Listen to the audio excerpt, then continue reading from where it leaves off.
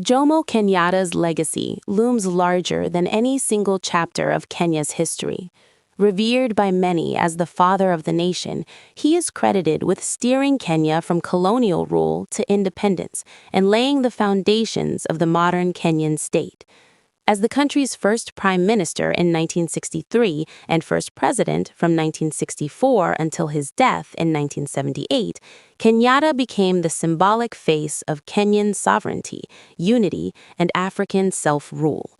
His image was woven into national identity through state institutions, education, and public memory, and his leadership defined Kenya's political direction during its formative years.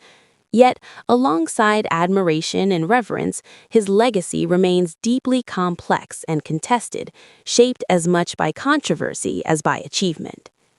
Kenyatta's post-independence rule transformed Kenya into a relatively stable state compared to many newly independent African nations, but it also entrenched economic inequality and political centralization.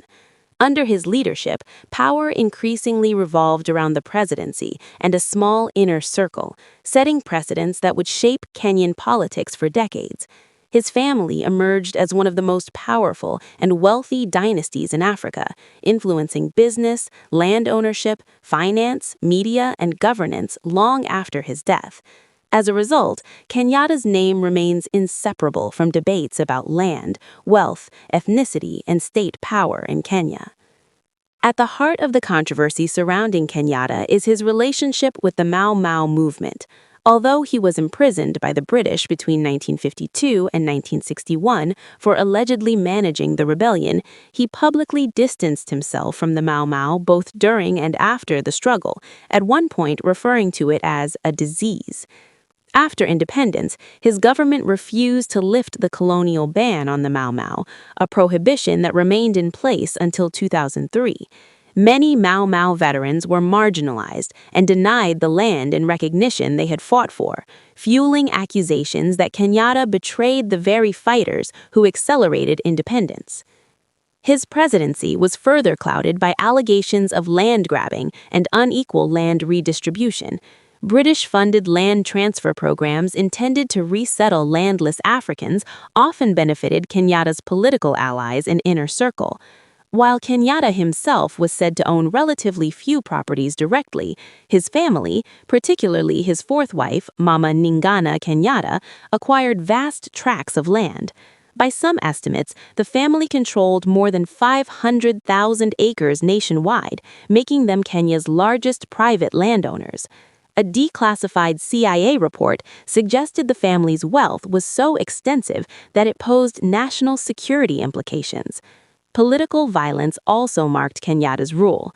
The assassinations of Pio Gama Pinto in 1965, Tom Mboya in 1969, and J.M. Kariuki in 1975 eliminated prominent critics and potential successors. Though no direct evidence ever linked Kenyatta personally to these killings, they were widely attributed to powerful figures within his inner circle, commonly referred to as the Kiambu Mafia.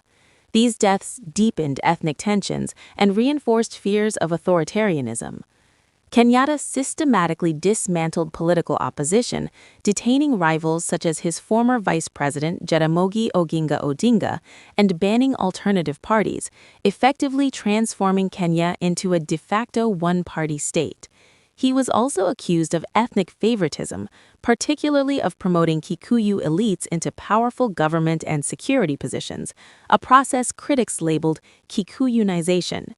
Earlier in his life, his shifting stance on female genital mutilation, moving from opposition to cultural defense while studying in London, sparked further controversy, as did his education in Moscow, which led British intelligence agencies to suspect him of communist sympathies throughout his life.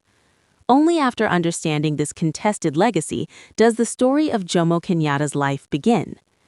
Jomo Kenyatta was born into a prominent Kikuyu family in the Central Highlands of what was then British East Africa, now modern-day Kenya. His exact date of birth remains unknown, as formal records were not commonly kept in his community. Most historians estimate he was born around 1894 or 1895, though some researchers suggest earlier dates between 1890 and 1891, while others propose later years such as 1897 or 1898. In more recent references and local accounts, unofficial dates such as October 20, 1893 or 1894 are sometimes cited, but none have been conclusively verified. He was born to Mugai wa Kungu, also known as Moigoi, a respected leader or chief of a small agricultural village in Ngenda, Detundu, and his mother Wambui, who lived near the river Thierika, where the family cultivated crops and kept livestock. After his father's early death, Kenyatta was adopted by his uncle Nengi in accordance with Kikuyu custom, a transition that significantly shaped his upbringing. Information about his siblings is limited, but historical accounts identify a brother named Kongo who was raised alongside him by their grandfather Kungu, and a half-brother, James Mugai, born after Wambui married Nengi.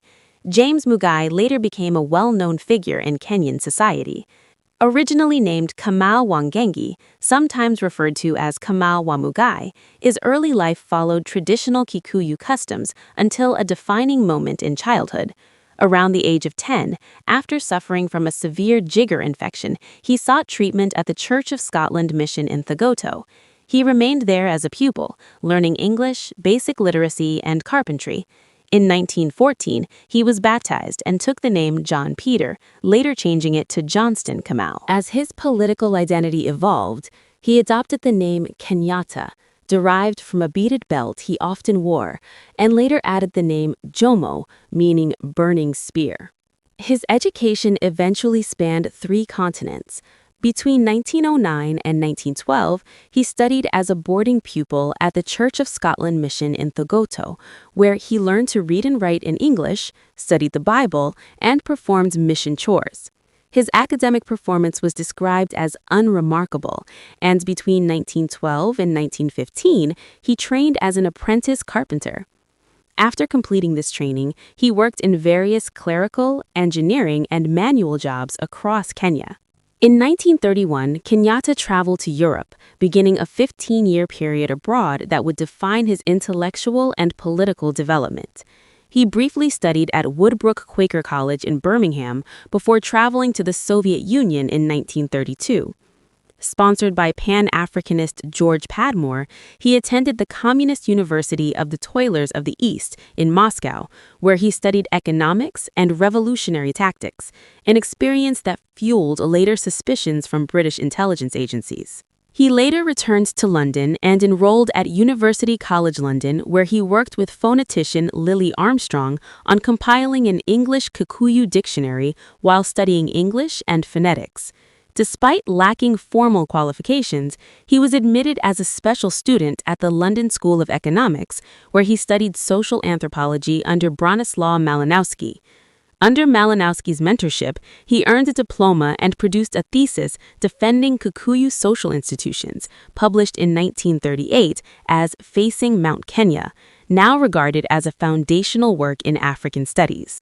During World War II, Kenyatta remained in Britain, supporting himself through agricultural labor in Sussex tomato greenhouses to avoid conscription. He also lectured for the Workers' Educational Association, sharpening his oratory skills. In 1946, he returned to Kenya and became principal of the Kenya Teachers College in Githunguri, a center for independent African education. Before rising to national leadership, Kenyatta's career was remarkably diverse. He worked as an apprentice carpenter on a sisal farm in Thika, served as a clerk for an Asian contractor in Narok to avoid forced labor during World War I, and later worked as an interpreter for the High Court in Nairobi. He also served as stores clerk and water meter reader for the Nairobi Municipal Council and ran a small general store known as Kenyatta Stores from his home in Dagoretti. In Europe, he edited Muigwithanya, the first Kikuyu language newspaper, worked as a linguistic informant at University College London, lectured publicly, and appeared as a film extra in the 1935 movie Sanders of the River. Politically, Kenyatta became a central figure in the independence movement. In 1947, he was elected president of the Kenya African Union. Despite being imprisoned between 1952 and 1961 during the Mau Mau emergency, he was later elected president of the Kenya African National Union in absentia. In 1963, he became Kenya's first prime minister, and in 1964, following the declaration of the Republic, he became the country's first president, serving until his death in 1978.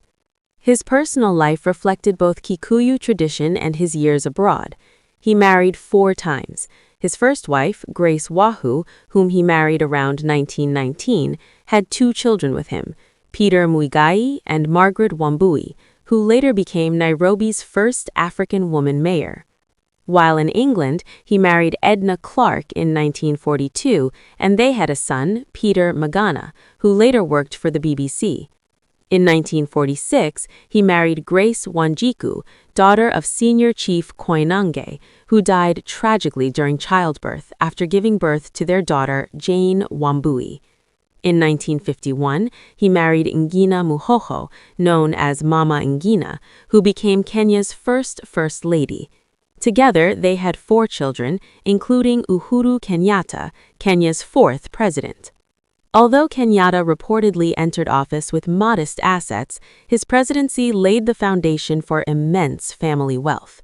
By 1978, a declassified CIA report estimated the family's wealth at approximately $200 million. Today, the Kenyatta family's net worth is estimated between $2.5 and $2.7 billion, anchored largely in land ownership, banking, agriculture, dairy, hospitality, media, and offshore investments. Investigations such as the 2021 Pandora Papers revealed millions of dollars held in offshore accounts in Panama and the British Virgin Islands. Jomo Kenyatta remains one of the most influential and controversial figures in African history. Celebrated as the architect of Kenyan independence, yet persistently scrutinized for the inequalities, concentration of power, and political culture that took root under his rule. His life and legacy continue to shape Kenya's political, economic, and social realities long after his passing.